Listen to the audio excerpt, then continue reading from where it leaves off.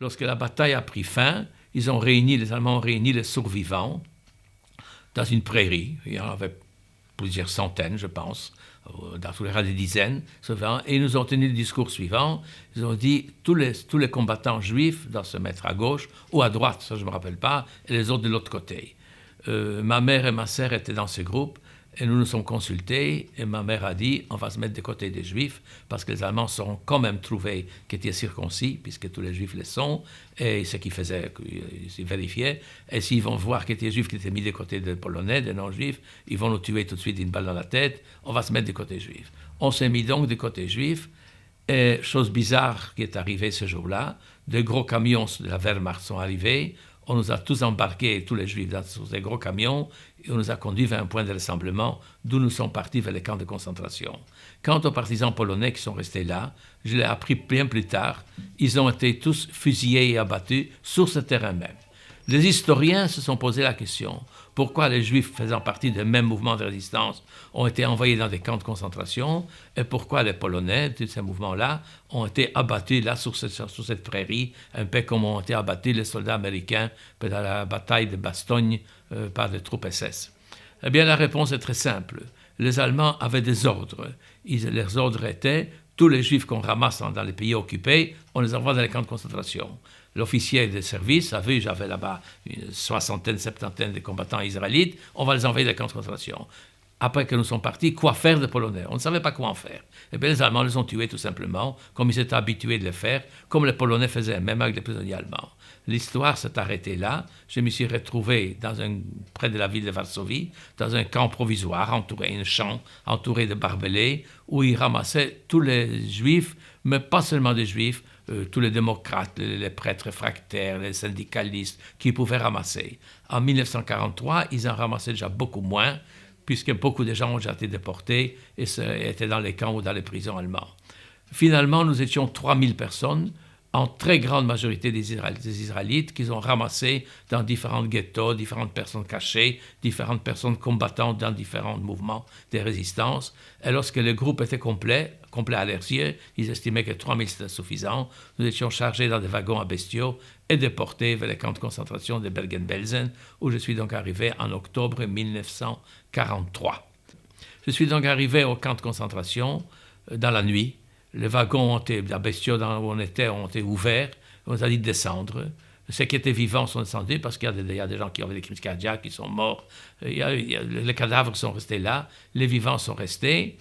Et des capots. Qu'est-ce que c'est des capots? Des capots étaient pour la plupart des Allemands, pour la plupart tous, mais la plupart des Allemands, qui étaient des prisonniers de droit commun, des criminels, des assassins, des voleurs, que les Allemands, au lieu d'envoyer dans les prisons, envoyaient dans les camps pour devenir des capots, c'est-à-dire des collaborateurs de l'autorité allemande, parce que finalement les Allemands ne voulaient pas immobiliser des milliers de soldats dans les camps, ils y mettaient quelques dizaines des SS, et le reste étaient des capots, des collaborateurs.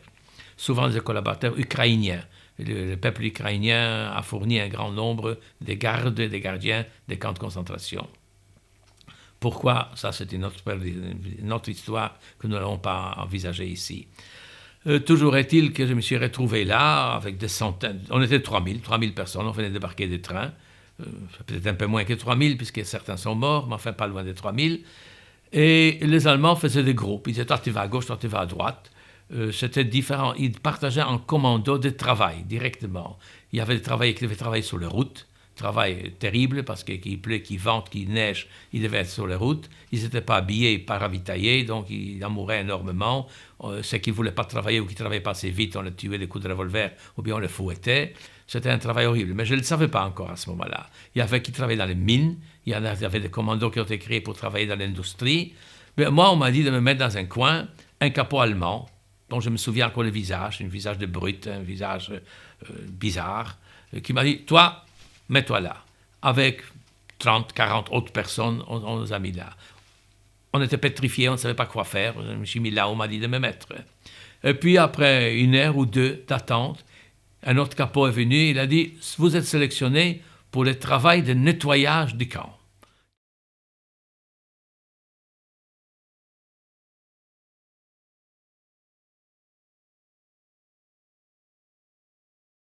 Alors, un camp, ce sont des baraques en bois, avec de la terre battue, et des lits superposés avec de la paille.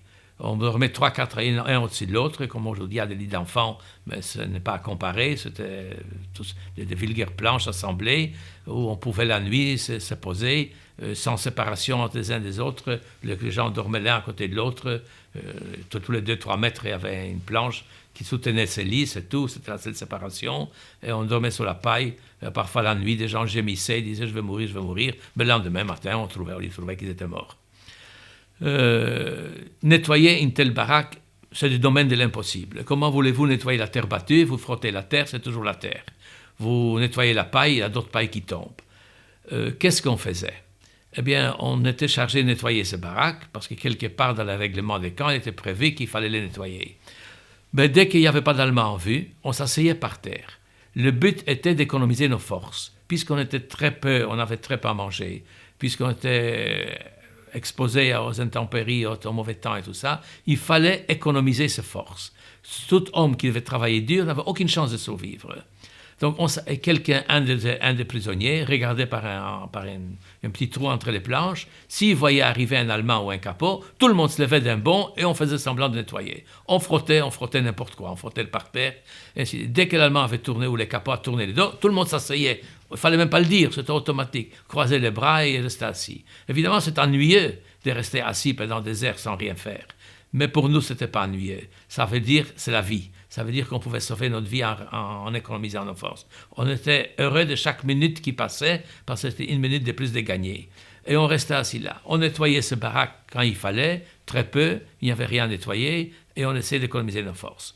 Autre privilège que j'ai eu, à un moment donné, sont arrivés dans les camps des Juifs d'origine hongroise. Lorsqu'ils sont arrivés en 1944 dans les camps, ils ont refusé de travailler, ils se sont révoltés, beaucoup ont été abattus, tués, et d'autres ont dit « Nous ne pouvons pas travailler si on ne reçoit pas de cigarettes. » Oui, il faut retenir cette chose-là. Les cigarettes, il n'y en avait pas au camp. Mais ces gens-là étaient des grands fumeurs, les Hongrois le sont, je crois, encore aujourd'hui, et ils ne voulaient pas travailler si on ne donne pas de cigarettes. Ils jetaient par terre, ils refusaient. Les Allemands ont alors commencé à distribuer des cigarettes aux prisonniers pour essayer de les faire travailler, parce qu'ils avaient de plus en plus besoin de la main-d'œuvre. Les Hongrois n'étaient encore pas tellement usés par les années des camps. C'était une main-d'œuvre fraîche et ils en avaient besoin. Ils distribuaient 3 à 4 cigarettes par jour à tous les prisonniers. Moi, j'en recevais aussi 3 à 4 cigarettes par jour, mais je ne les fumais pas. J'avais donc ces 3 ou 4 cigarettes par jour, je n'en avais pas besoin. Mais je les changeais. Il y avait une bourse pour ça. On vendait des cigarettes pour des centimètres de pain. Le pain était très rare, on en recevait de très peu dans les camps, mais les Hongrois préféraient donner leur pain pour avoir mes cigarettes. Il y avait donc une bourse. Je me rappelle jusqu'à aujourd'hui, je ne connais pas l'hongrois, j'ai appris quelques mots avec les Hongrois qui étaient au camp, qui m'ont appris quelques mots courants, mais je me souviens qu'il y avait une bourse et on disait « Et centerkenyer harum cigarette ». Ça veut dire 1 centimètre de pain, ça vaut 3 cigarettes. Le cours variait suivant les circonstances. Et moi, je vendais mes cigarettes et j'avais donc un peu plus de pain que les autres, ce qui était très, très, très important. Un peu plus tard, j'ai eu une chance, une troisième, parce que sans toutes ces chances, on n'avait aucune chance de survivre. J'ai fait connaissance d'un chef d'un atelier de cordonnerie. Les Allemands ont aménagé à Bergen-Belsen des ateliers de tailleurs de cordonnerie qui devaient travailler pour l'armée allemande. Il y avait là-bas un grand chef de cordonnerie qui, avec des souliers récupérés sous les morts, sous les déportés qui disparaissaient, travaillait pour les Allemands. Il fabriquait des souliers, il démontait les cuirs, les semelles, que je ne sais pas ce qu'on faisait, et il transformait ça pour l'équipage allemand du camp et pour les familles de ces gens-là. Parce que les Allemands non plus n'avaient pas de souliers, n'avaient pas de vêtements, c'était la guerre, tout était rationné. Et de ce fait-là, cet homme-là était considéré comme un homme important dans les camps, et les Allemands le traitaient un peu mieux que les autres. Et cet homme-là, j'ai fait sa connaissance par hasard, il m'a dit « TSL », parce que ma mère et ma sœur étaient dans d'autres parties des camps, nous n'étions pas ensemble, les femmes et les hommes étaient séparés. « TSL, tu es encore très jeune, je vais un peu t'aider comme je peux ». Et cet homme-là me donnait, me faisait cadeau des trognons de pain, des boîtes de conserve parfois, des choses et d'autres qu'il arrivait à recevoir des Allemands et dont il n'avait pas lui-même usage puisque lui était plus ou moins bien nourri en tant que chef cordonnier. Cet homme-là s'appelait M. Berger ou Berger, selon qu'on prononce.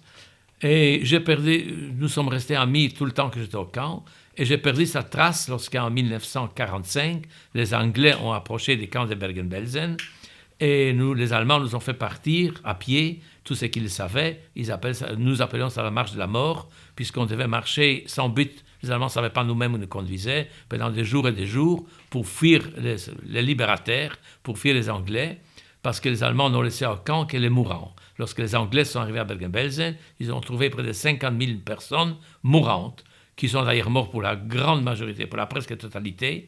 Et il y a ces fameuses images qu'on peut voir à la télévision. On voit le bulldozer de l'armée anglaise qui ramasse tous ces morts et qui les pousse vers des trous parce que le typhus régnait dans les camps et ils avaient perdu une contagion pour les armées de libération et pour toutes les autres personnes. Et ces gens-là ont été enterrés. Mais ceux qui pouvaient encore marcher, nous devions partir. J'ai donc perdu cet homme-là de vue. J'ai perdu cette personne de vue. Et je me demandais même s'il a survécu à la marche de la mort ou pas, parce que là, un peu plus fort, un peu moins fort, il y avait une chance sur deux de se faire abattre par les Allemands qui ne voulaient que personne qui traîne derrière. Chose très étrange, et là on arrive beaucoup plus loin, lorsque je suis pendant cette période où j'étais dans les camps, dans les baraques, je devais nettoyer les baraques, un certain jour, un jeune SS est arrivé dans la baraque sans qu'on l'ait remarqué. Comment ça se fait, je ne sais pas. Sans doute les prisonniers qui étaient obligés de faire la garde à fermer les yeux quelques minutes, s'est endormi. Tout d'un coup, on a vu arriver un jeune Allemand. Et voilà ce jeune Allemand qui m'avait assis par terre à ne rien faire. Il avait un fusil sur lui, ils portaient tous un fusil. Il a pris les crosses de son fusil et m'a frappé. Et il m'a cassé tous les dents devant. Tous les dents devant qui étaient cassées. Les dents en dessous, celles que j'ai, sont toujours les miennes depuis lors, ça n'a pas changé. Les dents devant sont des implantations. Donc cet Allemand m'a frappé. D'où ma réflexion. Ce jeune SS, qui était tout jeune, qui avait peut-être 20 ans, il venait certainement des rangs de Hitlerjugend, il a été récemment embrigadé, parce que s'il avait été longtemps le SS, il serait déjà au front quelque part, qu'on a mis dans ces camps pour devenir un dur de dur. Pourquoi m'a-t-il frappé? Nous étions des jeunes gens, lui et moi. Il n'y avait aucune haine entre nous, a priori. Il ne me connaissait pas, je lui ai rien fait, il m'a rien fait. On pouvait devenir amis, on pouvait devenir copains. Eh bien non, il a jugé utile de me frapper, de me casser les dents, parce que je me reposais à ce moment-là, ce qui n'était qu'un sentiment de survie, de pouvoir survivre. Me voilà donc au camp de concentration de Bergen-Belsen. J'y suis resté 22 mois. Comme je disais, un camp de concentration était fait pour tuer les gens en exploitant leur force de travail. Ce n'était pas fait pour faire laisser les gens survivre. Ce n'était pas fait non plus pour permettre d'attendre la fin de la guerre. Le but était de tuer ces gens comme s'ils allaient dans un camp d'extermination, mais d'une autre manière, en les faisant travailler. Moi, j'ai finalement très peu travaillé, puisque le nettoyage des baraques n'était pas une action qui apportait quoi que ce soit à l'industrie allemande, mais c'était une chance de pouvoir survivre de cette manière. Ma mère était dans un autre camp, ma sœur encore dans un autre. Finalement, nous nous sommes retrouvés lorsque les Alliés sont arrivés et qu'on nous a chassés. Nous avons donc marché pendant 8 jours à travers la campagne allemande et on est arrivé dans la ville de Celle, une petite ville près de Hanovre qui existe toujours. Il suffit de rouler sur l'autobahn pour aller vers Berlin et on voit des plaques Celle. Eh bien, nous sommes arrivés dans cette ville-là à pied. Là, il y avait, par je ne sais pas quel miracle, un train de marchandises quelque part dans une gare abandonnée ou bombardée. Les Allemands nous ont poussés tant qu'ils pouvaient dans ce train. Et finalement, une locomotive est arrivée et nous sommes partis de là, ne sachant pas où aller. Normalement, pour aller de Celle à Magdebourg, parce que c'est là que je t'ai libéré, aujourd'hui, en voiture, il faut 20 minutes ou une demi-heure. En train, je ne sais pas le dire, mais pas plus longtemps que ça. Nous avons mis plusieurs jours, je pense une semaine, pour faire le voyage que normalement on peut faire en une demi-heure entre Celle où nous étions abordés et la grande ville de Magdebourg. Pourquoi? Mais parce que ce train était tout le temps à l'arrêt. Il avançait d'1 kilomètre, il reculait de 2 kilomètres, les rails étaient bombardés, il ne savait pas passer. Et finalement, on a fait ce 30-40 kilomètres en plusieurs jours. On est arrivé près de la ville de Magdebourg, pas exactement dans la ville même, on est arrivé à un endroit qui s'appelait Farsleben, un petit village qui existe toujours, le long de l'Elbe. L'Elbe était juste d'un côté, et de l'autre côté, c'était la campagne allemande. Eh bien là, on a été bombardés par les Américains. Les Américains qui ne s'imaginaient pas que les Allemands, c'était quelques jours avant la fin de la guerre, c'était fin avril, la guerre a fini le 8 mai, allaient encore avoir la possibilité ou le courage ou la volonté de transporter des milliers de prisonniers à travers la campagne allemande. Pourquoi faire pour aller où? Alors, ils pensaient que c'était un train militaire allemand, ils ont bombardé le train. Le train a pris feu, certains wagons ont brûlé, il y a eu des morts et des blessés, mais ça nous a permis de casser les planches, de démolir le train et de courir dans les champs environnants. L'équipage allemand du train s'est enfui, a disparu. La locomotive a été détachée, elle est partie, on ne sait pas ce qu'elle est devenue. Les Allemands avaient quelques vélos là-bas dans ce train, ils sont partis en vélo. On les a vus partir en vélo, ils nous ont tous dit de se mettre à côté du train et d'attendre d'autres Allemands. Bien sûr, il n'y en a jamais d'autres Allemands qui sont venus. Et nous nous sommes couchés dans les champs voisins. Pourquoi? Mais parce que la bataille faisait rage. De l'autre côté de l'Elbe, il y avait l'armée russe qui est arrivée jusqu'à l'Elbe. C'est là qu'ils ont rencontré les Américains. Il y avait des Allemands à gauche et à droite qui tiraient à gauche et à droite, et il y avait des Américains qui venaient de l'autre côté, de là où nous étions, qui tiraient sur les Allemands qui étaient on ne sait pas où. Tout le monde tirait où il pouvait, et nous étions en plein champ de bataille. Vous voyez les obus, les balles qui passent partout.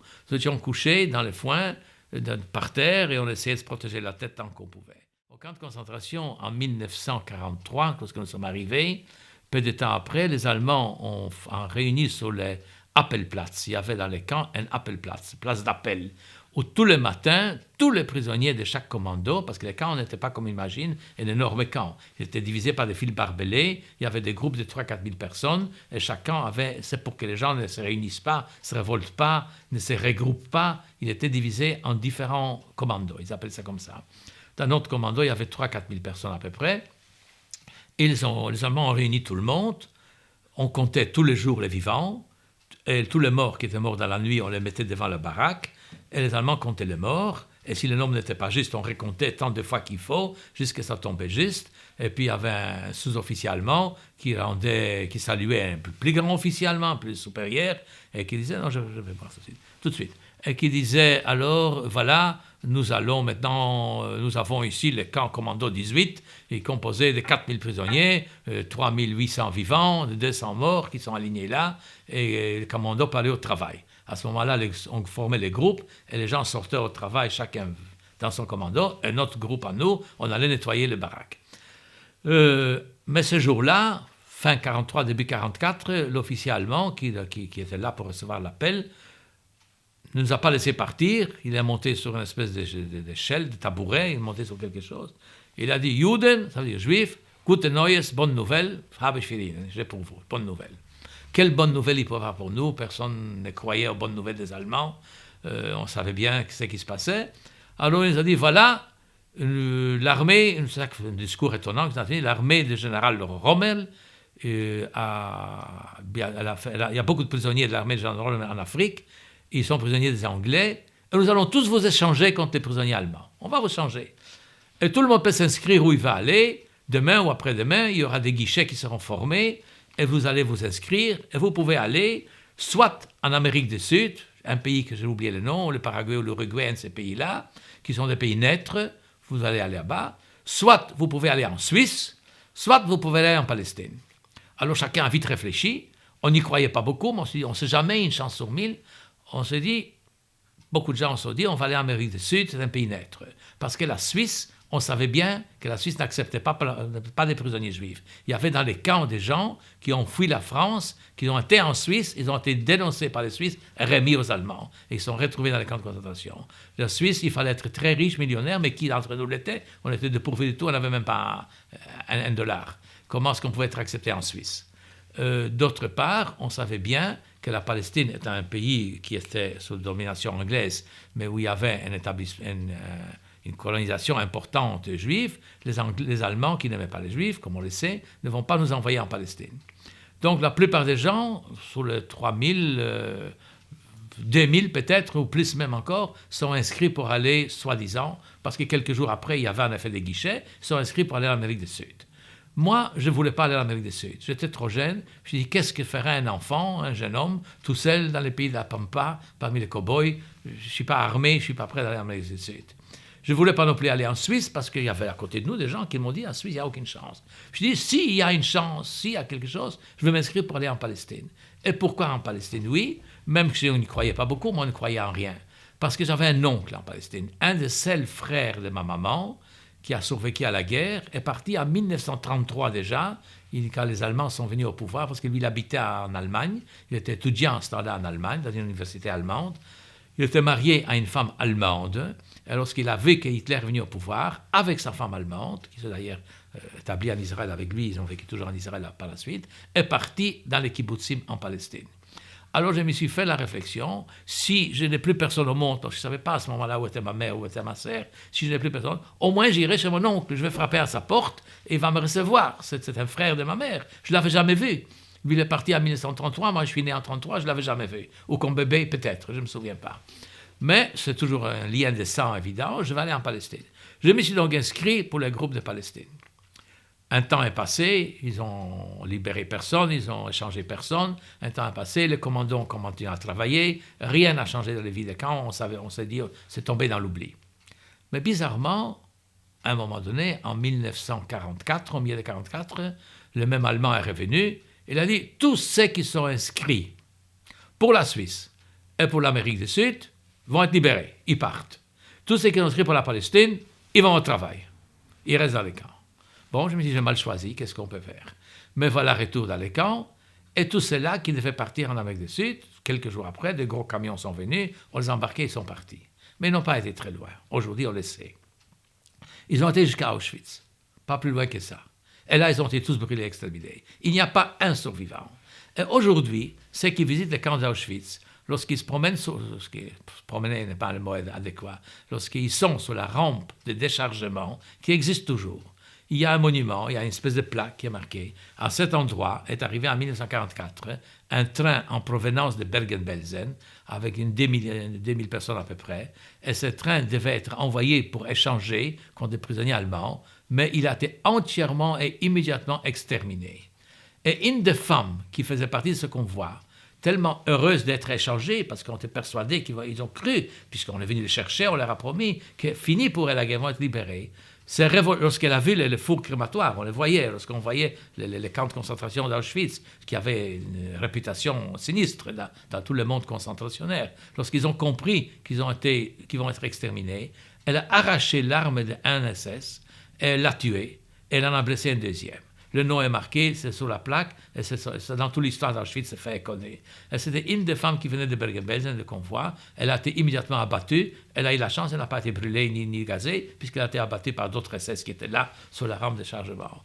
Mais tous ces gens-là sont partis. Pourquoi? Ils ont été exterminés parce que les camps débordaient des gens. Les Allemands n'avaient aucune intention de les changer. C'était qu'une mesure pour calmer les gens, pour que les gens vont travailler mieux. Alors, on leur a promis d'échanger. Comme il fallait libérer les camps, parce qu'il y avait d'autres prisonniers qui arrivaient constamment de tout le territoire occupé, ils ont envoyé vers les camps de la mort tous ces gens-là, en disant à Bergen-Belsen, il y a assez de gens. Ils étaient aussi, beaucoup de gens étaient déjà épuisés, étaient déjà usés par le travail. Ils ont dit, on va les remplacer par des prisonniers frais. Pourquoi pas ceux qui étaient pour la Palestine? On ne sait pas. La raison est inconnue. On suppose qu'il faut donner l'impression aux autres qui vont être libérés, mais pas ceux-là. Donc, pour faire une différence entre les gens, un des SS présents, et puis ils ont oublié de nous, on était restés là. De ce fait, sur ma carte de libération que l'armée américaine m'a fait quand je l'ai libéré sur le fameux champ de bataille de Magdebourg, près de Magdebourg, les soldats américains, ayant appris l'histoire de ces prisonniers qui étaient là, ont marqué là-dessus, prisonniers ayant été désignés pour un échange pour la Palestine. C'est marqué, je vais vous montrer les documents, je l'ai encore. Mais bon, je n'ai jamais été échangé pour la Palestine.